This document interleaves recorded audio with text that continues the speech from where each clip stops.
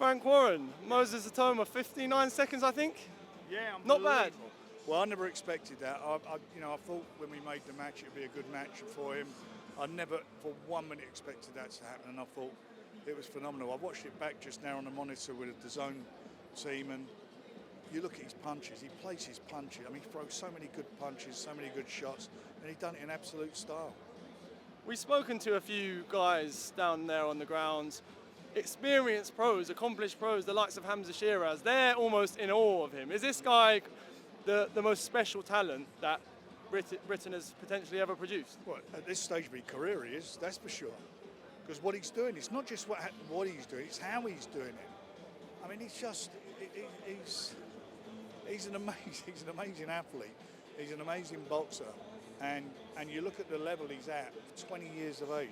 I keep saying it, like I use AJ for example. He didn't turn pro till he was 24. Most of these guys you spoke to didn't turn pro at a young age. Look at what we're pitching him in with.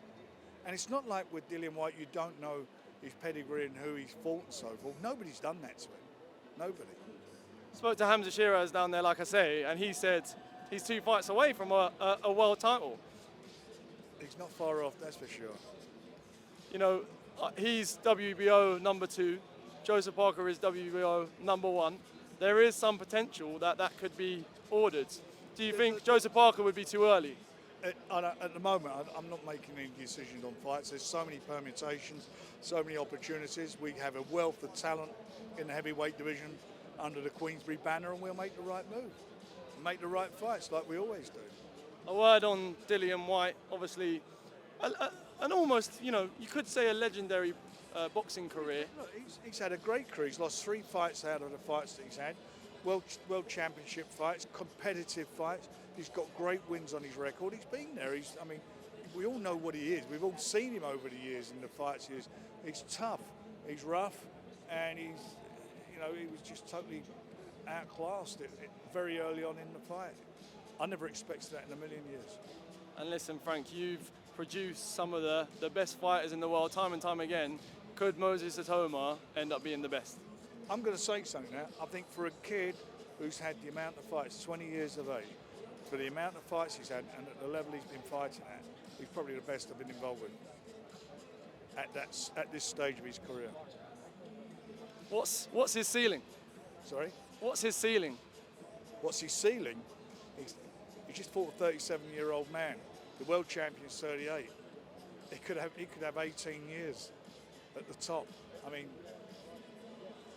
you got, as you said, a couple of fighters saying a couple of fights he could fight for a world title. Would you bet against him winning a world title? I wouldn't. Filip Hrgović, I know you're saying you're not going to, make plans for any fights yet, but both men have said that they would be open to a fight later in the year. Well, let's see what happens. Based on what you saw from Filip tonight, how would that fight go? Well, that fight was a tough fight for both. The pace, he threw a lot of punches. I thought he threw about, was it roughly 500 punches? I see the punch stats. David was not throwing punches. At times in that fight, he wasn't using his jab, and he just didn't seize on the moment, especially when he got cut. He didn't see. The 8th round was sensational. It was an exciting moment in the fight. Him and Moses, if that could be made, I'm sure it could be made. I'd certainly go with that. But at this moment, right now, we're not making any decisions about any opponents.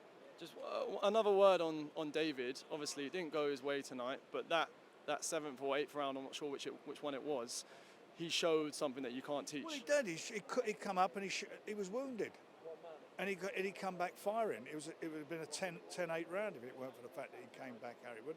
It was a 10-9 round. The problem is he let the round slip by, and he wasn't doing enough.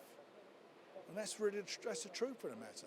And you can't take nothing away from Filip. Filip was constantly throwing shots, constantly coming forward, throwing punches. And Nick Ball. And I expected David.